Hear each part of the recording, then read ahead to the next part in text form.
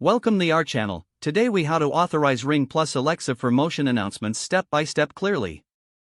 Open the Ring app on your smartphone. Log into your Ring account if you're not already signed in.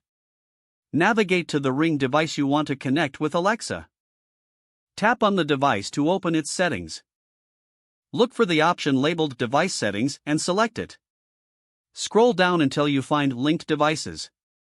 Tap on Link Devices to see available integrations. Choose the option to link your Alexa device. You may need to log in to your Amazon account.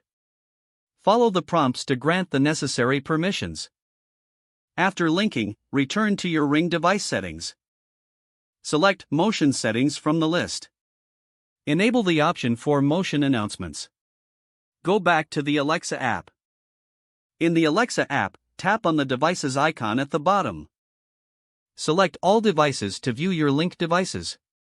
Find and select your Ring device from the list.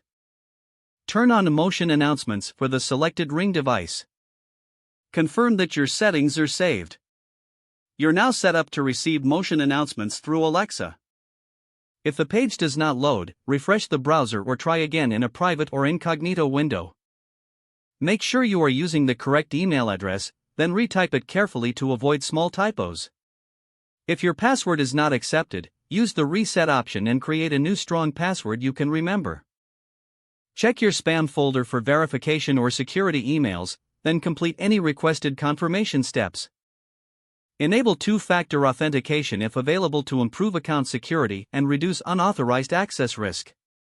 After signing in, review your profile details so your contact information and settings are accurate and current. If you see an error message, note it down and try again after restarting your device and internet connection. Log out when you finish, especially on shared devices, to keep your account and payment information secure. If the page does not load, refresh the browser or try again in a private or incognito window.